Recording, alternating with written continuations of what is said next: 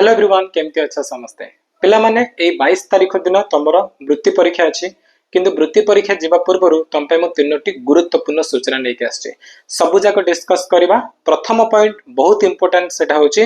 तमर OMR versus booklet माने OMR sheet आसले तमे ताको केमते अटेंड करबो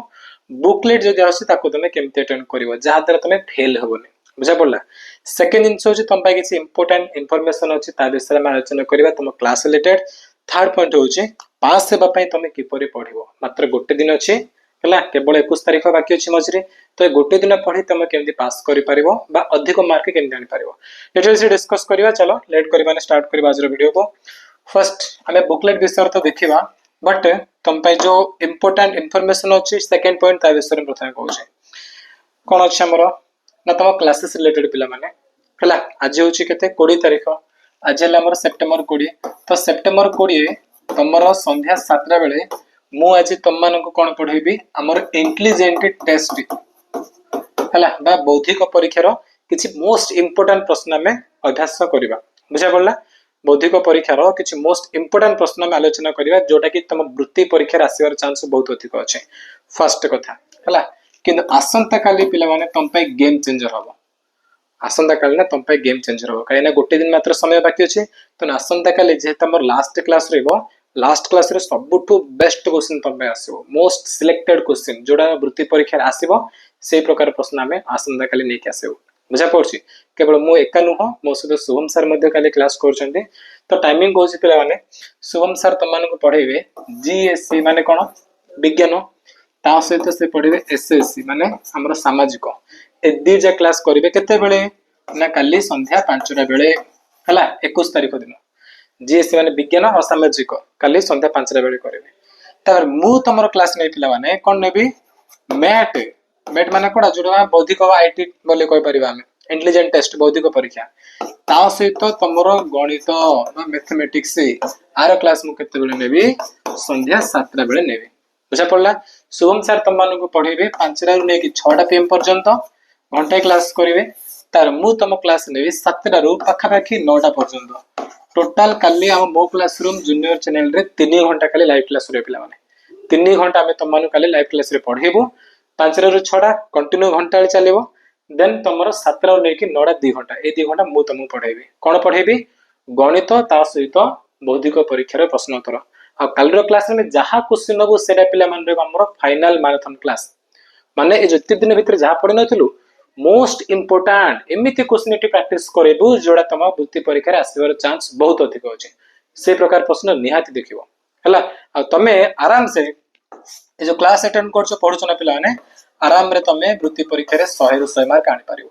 तमे कहबे सर साहित्य कोन पढाबो कि पिला माने साहित्य तमे पंचम बहिरु पढि पारिबो आउ टाइम नै हला आउ टाइम नै साहित्य रे क्लास करे पे सेति पय हमें कोन करबो ए जो चारटा सब्जेक्ट नै कि आराम में क्लास करबो eighty most expected top 100 question discuss होबो एठी मध्ये तमरो मोस्ट एक्सपेक्टेड 100 क्वेश्चन डिस्कस पिला माने टोटल 200 प्रश्न काली पढेबो देखियो से भितरु मैक्सिमम क्वेश्चन तम एग्जाम रे आसीबो आ तम वृत्ति परीक्षा बहुत बढ़िया करिक आसीबो निहाती पास हो बुझा पड़ला समस्तन को। तो चलो एटा थिला हमर जो गुरुत्वपूर्ण सूचना इंपोर्टेंट टॉपिक विषय में तमन कहि दै छै वर्तमान आमे जिबा हमर नेक्स्ट जो बुकलेट और ओएमआर विषय तमन कहबे देखो पिला माने तमर जो एग्जाम रे क्वेश्चन पेपर मिलेबा ना मतलब आंसर करबो आज पर्यंत वृत्ति परीक्षा रे कोन होउतला ना केवल बुकलेट मिलुतला बुकलेट अर्थ जोटी प्रश्न सेटे का तमे ता साइड रे टिक मारी उत्तर करथिबो ए प्रकार तमो देखौ जे देखो कि ए वर्ष चांस अछि ओएमआर आसला बलिका हला ग्यारंटी नै बा कंफर्म नै बट आसला बली चांस अछि तो सुनो म तुम कहि दउ छी पिला माने एटा अछि हमर कोन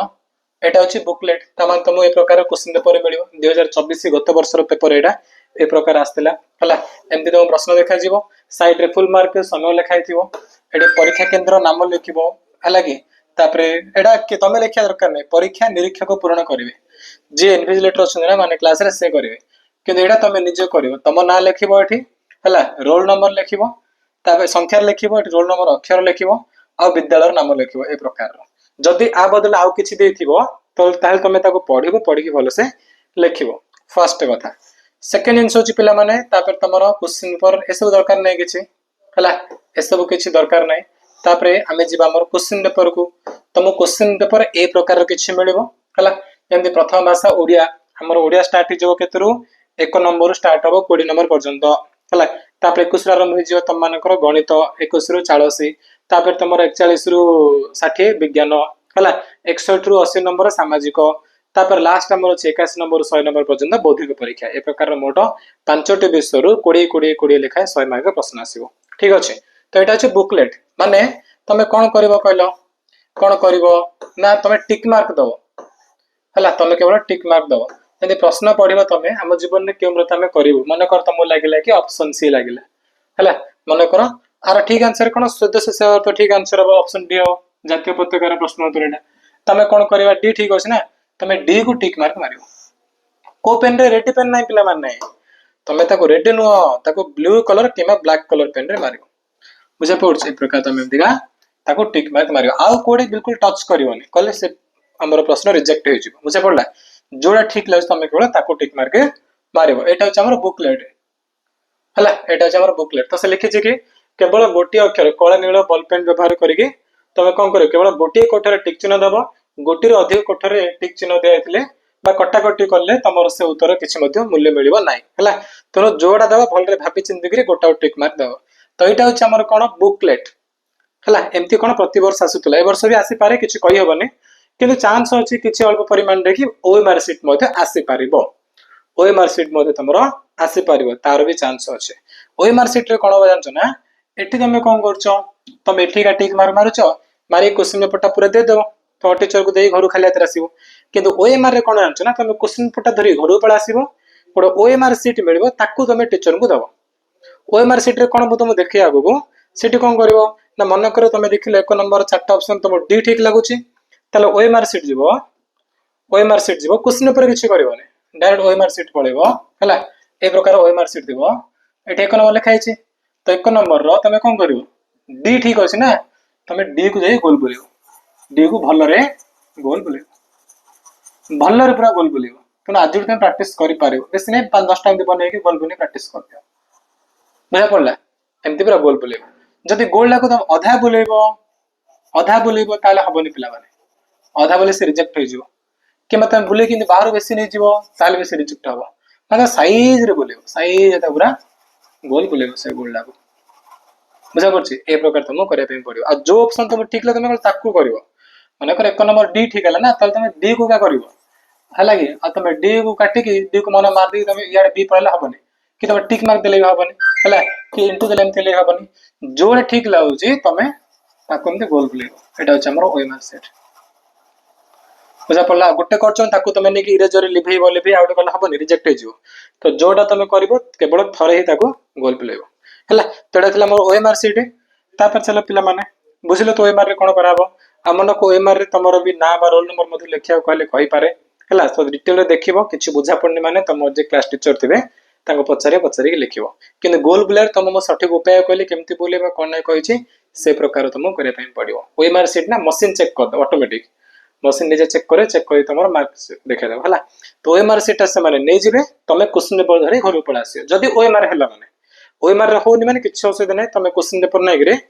टिक मार्क मारिकी से पेपरटा देखिए तुम घर खाली हाथ आसो है। तो यहाँ सरला 3 नंबर पॉइंट मुझे कौन कही कि आम पाखे मात्र गोटे दिन अच्छे आम पाखे मात्र गोटे दिन अच्छे तेना गोटे दिन आम केमती पढ़ा आम लास्ट 1 डे कौन करवा लास्ट 1 डे मात्र गोटे दिन अच्छी गोटे दिन आम कौन कर पे फास्ट कथा प्रथम कथा तुम कौन कर ना आज पर्यंत जी पाठ पढ़ीच बही 5म श्रेणी साहित्य हो विज्ञान हो आ सामाजिक हो ए 3टा कौन साहित्य विज्ञान सामाजिक ए 3टा तुम रिविजन कर रिविजन कर प्रॉपर्ली रिविजन कर जी 5म श्रेणी पाठ ना कि सब जा भल आस बारंबार बारंबार पढ़ी पढ़ी पढ़ी पढ़ी पढ़ी पढ़ी चल गोटे पाठ छाड़ियोनी है सबुजा पढ़ सबुजा भल पढ़ कहीं तुमको पूरे तुम 20 मार्क साहित्य रू आउ 20 तुम विज्ञान रू आउ 20 तुम सामाजिक आसो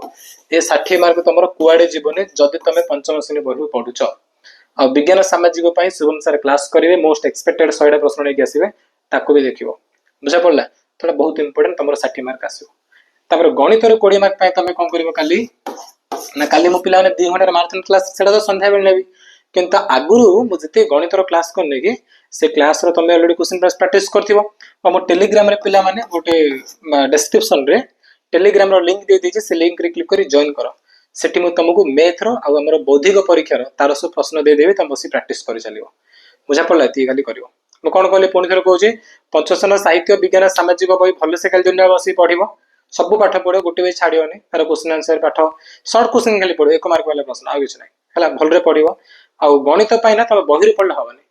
गणित पाई बौद्धिक दक्षता पे बही रे पढ़िबनी जहाँ क्लास करछि से क्लास रो पढ़ो हम डिस्क्रिप्शन रे टेलीग्राम चैनल रो लिंक देछि सेठी join करिवो Sethi question paper they they practice करे पे से क्वेश्चन प्रैक्टिस करिवो आ मन करी काली संध्या को क्लास अटेंड करिवो फर्स्ट क्लास हला 5 बेले सोन सर तमन क्लास नेबे